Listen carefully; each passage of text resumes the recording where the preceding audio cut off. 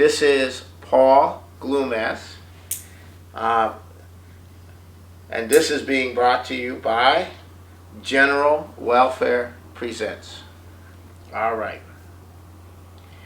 It's good to be with you today on the 30th of August as we head into that Labor Day weekend. And boy, are we in for a weekend and beyond. Let me get to what's really going on here. Okay. In 1971, we had the breakdown of the Bretton Woods system. August 19th, 1971. That breakdown had been uniquely forecasted in the late 60s by Lyndon LaRouche. And as the replacement system was emerging of a floating exchange system, which was consolidated in 1973, Lyndon LaRouche in 1971 had a debate with Abba Lerner, the leading Keynesian economist in the world at that time. And in that debate, Abba Lerner made the admission that Hitler would not have been necessary if the German people had gone along with the economic financial policies of Hjalmar Schacht. In other words, Hitler was necessary to discipline the German population to accept the financial system that the international financiers wanted to impose upon Germany. And therefore, they needed a disciplinarian, and that was Hitler. And what LaRouche forecast with the end of that Bretton Woods system, he forecast that the directionality would be the massive creation of these indebtednesses of every kind, and then the squeezing of nations, the squeezing of populations, the deindustrialization, and ultimately a direct banker's dictatorship, which is exactly what they had in Nazi Germany under Hitler. They had a banker's dictatorship. He forecast that in 1971. And ever since that, the LaRouche movement, and I joined 3 years later, 1974. We've always known that the system in its current form would collapse,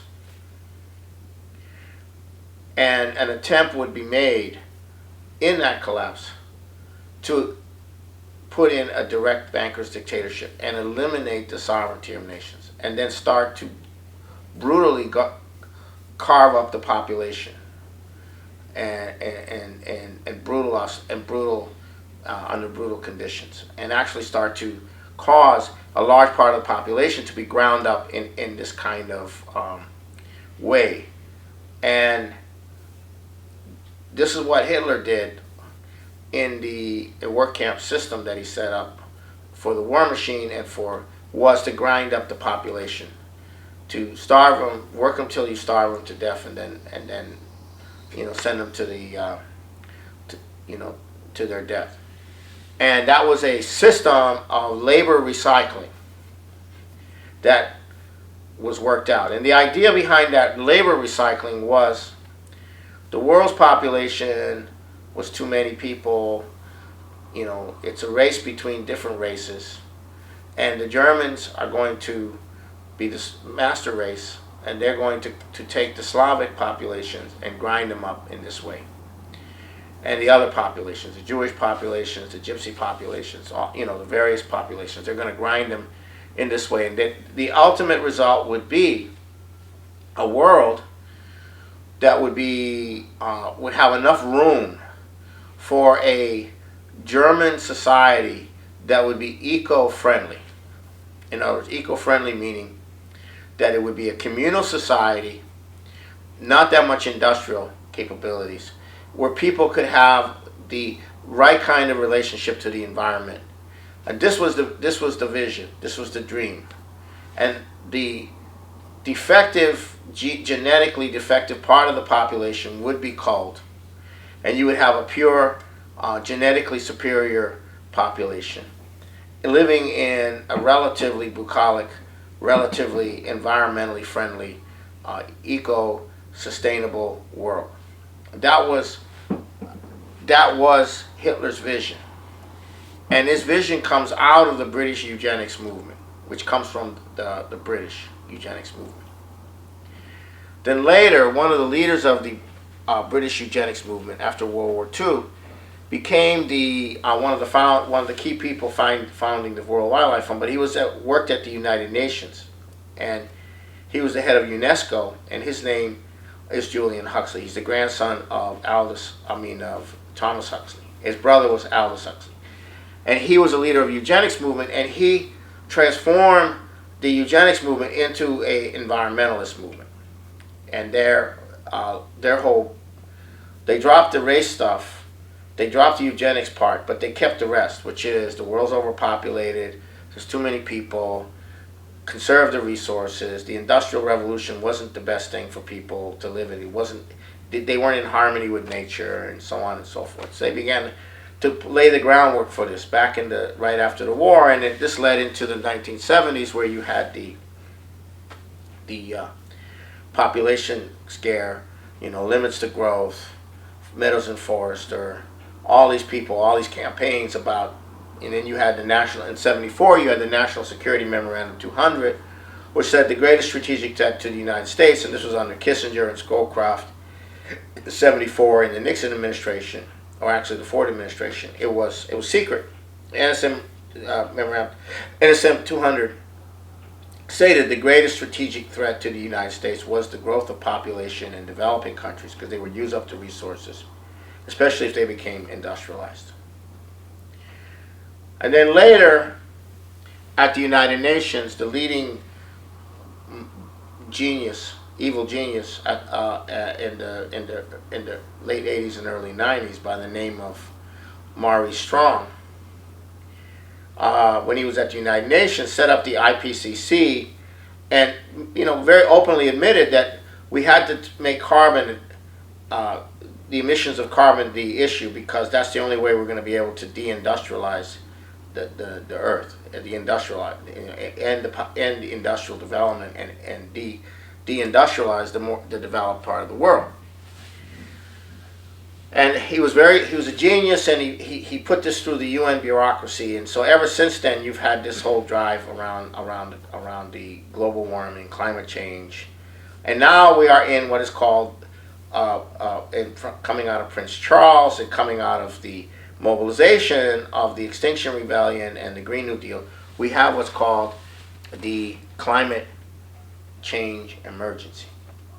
So we're now going into the climate change emergency, where we must dramatically cut down our consumption of carbon dioxide, of oil, of coal, natural gas, etc. This is all being done as part of a transformation that's being set up. A huge transformation is being set up. And the way this is, and this is as we come to the end of the financial system, this is the transformation that we're going to be given. And the way this works is, as we go into the financial collapse, as Mark Carney, the outgoing head of the Bank of England, the head of the Financial Stability Board, the former head of the Bank of Canada, spoke at the Jackson Hole, Kansas City Federal Reserve Symposium on the monetary system. He is saying that the dollar system needs to be eliminated, because you can't continue a dollar system where you have negative interest rates and so forth and so on, and that you need to have the dollar system replaced by central banks who create basket of currency connected synthetic currencies or cryptocurrencies that they issue as the basis for credit. Okay, and then that issue is issued directly to the private sector and the government, and the government has to obey the central bank in terms of what they spend the money on, and this is like a banker's dictatorship. That's what it is. So it's a banker's dictatorship, and the primary funding of that system is going to be green projects. Okay, so the green projects. So basically, you're creating a profit-driven system with all this credit going to green projects, which is actually making a profit as the green projects, collapse the physical productive power of the economy, because they're worthless. They're a waste. And so as that goes in that direction, you start the process of controlling the credit and then moving large numbers of people into labor-intensive green projects. And in that sense, you will be transforming the world through this kind of to this eco-fascist banker's dictatorship. And the other component to that eco-fascist is the IT sector. And the idea behind that is you only need so many people who are specialists in IT to control the information. Already you're seeing Facebook and Google and all these, these two major, already starting to decide who should be allowed to be on the internet, who should not be allowed to be on the internet. It's a process that's just getting underway. So you control the information, you have total surveillance in this banker's dictatorship, and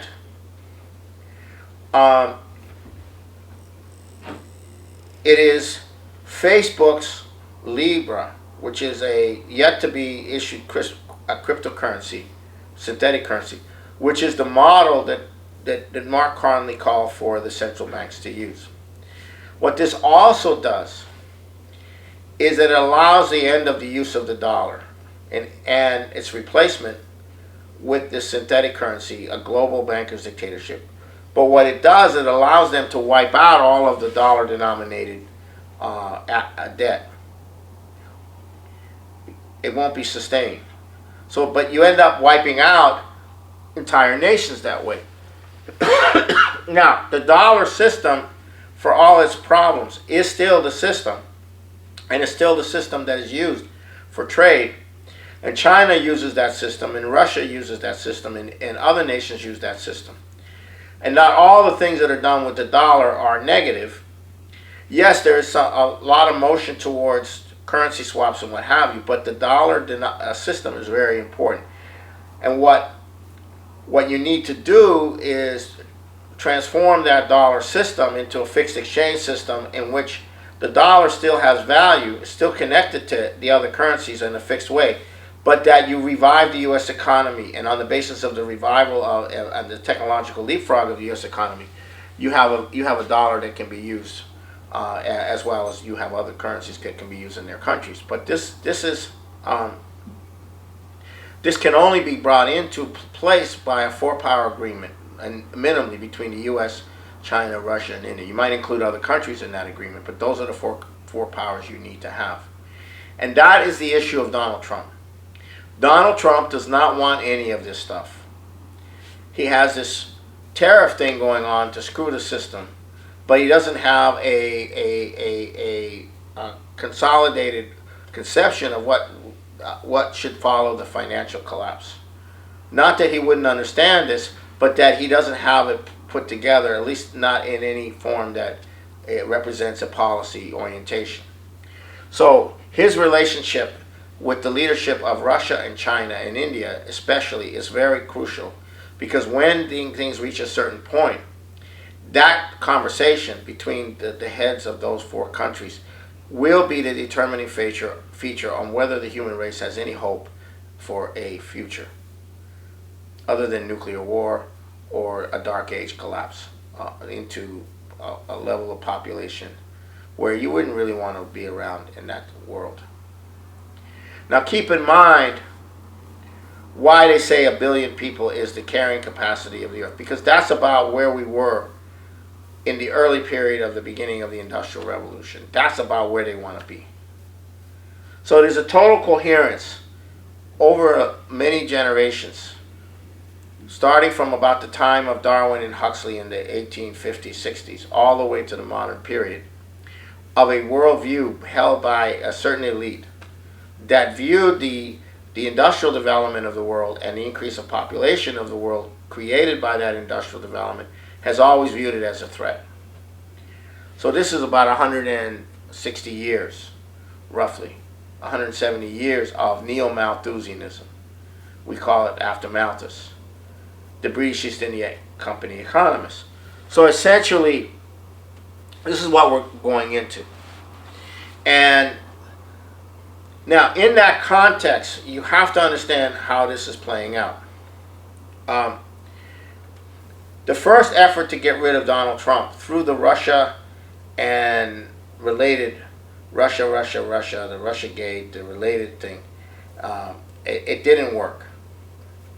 The Robert Mueller thing, the move for impeachment, it hasn't really worked. Although the Democratic Party and the Democrats in Congress are totally united on an impeachment process, which is which is going on in 6 committees, which are trying to get access to this and that, 6 committees, which include the Judiciary Committee. If they were to get an impeachment through the Congress, they don't believe it would at this time go through the Senate, although there are many senators, Republican senators, who would like to get rid of Donald Trump but are not willing to do so publicly, say so publicly, because of the support that Trump has in the population. But we now go into the second phase of the effort to get rid of Trump, and if not get rid of him, defeat him in the coming elections, destroy him. And that the mode that is going to take was surfaced with an op-ed in the Bloomberg by William Dudley, the former head of the New York Fed from 2009 to 2018. And what he was basically saying in this op-ed is the Federal Reserve should endeavor, the bankers essentially should endeavor to punish Trump and make him lose the election. In effect, that's what he was saying. Not in those exact words, but that's what he was saying. So the bankers are now coming out openly saying that they're going to sink Trump going into their election. And Trump, of course, is, all over the place on, how wonderful the economy is, how wonderful the stock market is. It's a total fraud, but he's been saying that. Now, the process of a recession is coming in, the prospect of a blowout of the financial system is coming in, and they're going to try to pin it on Donald Trump. They're going to try to make Donald Trump the actual trigger for it. Oh, his trade war with China is going to trigger it. Oh, this and that and what have you. So there's this whole process going on. There's only one way for Trump to escape the trap which he has been set around the economics. At some point, before everything goes, he has to come forward and lay out to the American people the truth about the financial system. And he has to lay out to people an outline of the way out. And then call for a conference of the 4 major nations, plus some other nations possibly. And those 4 nations have to sit down and work out a new system. And in that situation, you will probably have to have an emergency. It'll be an emergency situation. You'll have to have bank holidays, reorganization of the banks the way FDR did. You'll have the president will have to mobilize the population, These guys in Congress are like really bad, Republican and Democrat. They are not there for the United States of America. They're there for an ideology, or they're there for partisanship, or they're there for some other reason. They're there to make money. They're there to, you know, they're there. And so it's in that context that the LaRouche movement is now taking a tremendous mobilization now of days of action in September after Labor Day, where we're going to be going to all the state legislatures, all the congressional offices. We're going to go into everything with the mobilization on the four powers and the new system that's going to be required. And we have that opportunity now. I'm talking to people in the street, and for the first time, I'm having those, not for the first time, but in general, with the general public, they are now starting to ask themselves the question, well, where do we go from here? Many of the people in our population are now, many of the individuals in our population are now realizing that this kind of situation exists. And it's not just about, saving Trump from the alligators. It's about what the policies of the country will be. We're starting to see for the first time, and for my lifetime, that the general population is now starting to think in terms of policies. And the LaRouche movement is going to be engaging them and everyone we can on the policy discussion of what has to be done. And I refer you to LaRouche's 4 laws, which are very crucial in this respect. So that's where we are. And if the United States is going to survive, they have to work with China, Russia, India, etc. So it's in that context that you have to look at this Hong Kong situation, which is not just about Hong Kong. It's about creating the pretext for an anti-China mobilization in Europe and the United States to further destroy any possibility that you could have collaboration on this with China. And China is this, and China is that, and China steals the intellectual property, and on and on and on and on and on and on. And they are corrupt, and they're about to collapse, and they are evil, and they are a totalitarian nation, and on and on and on and on and on and on. And they do this and they do that, and stand up for freedom for Hong Kong, and all of that. But you still have to account for the fact that they brought hundreds of millions, 800 million people out of poverty.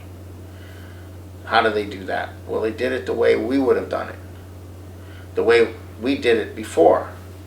Public credit, directed credit, a plan. They did it with a plan for infrastructure, for development. So, but it's to sour that relationship, and that's what's going on. And you have Schumer on the one end, and what's his name, Little Marco Rubio on the other end, coming together in the Senate to try to go against China, to try to get bills to go against China. These whores, these bankers whores, these British banker whores are everywhere in Congress, and this is their game. This is what they're doing. So Hong Kong is part of China. It is a part of China. The mainland Chinese military have not gone into China, into Hong Kong yet. They're holding back. But that is an example of one of those things that's designed to disrupt the situation. On the other final note, there is a connection between nuclear war and the Green New Deal.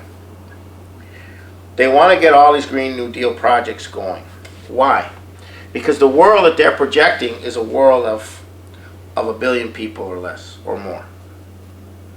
Well, how do you get to 1 billion people or more like that? Well, think about it. How would you quickly get to 1 billion people like that or more?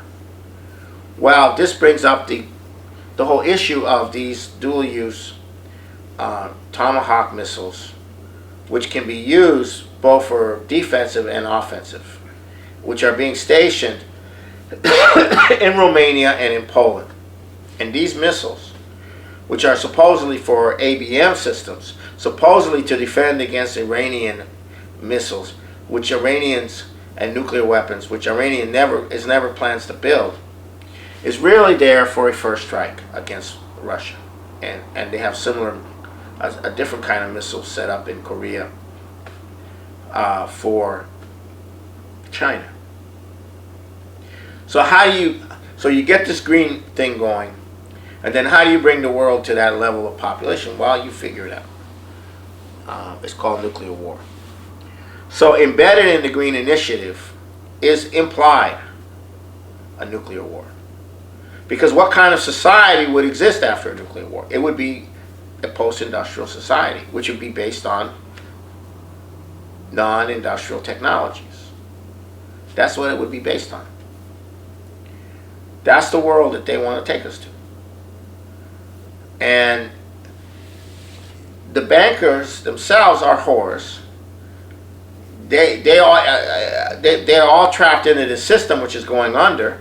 Everybody's concerned about their money, their stock values, and all of that, and they'll do anything to, they won't think through the consequences of the system that they've been in, which is designed to collapse.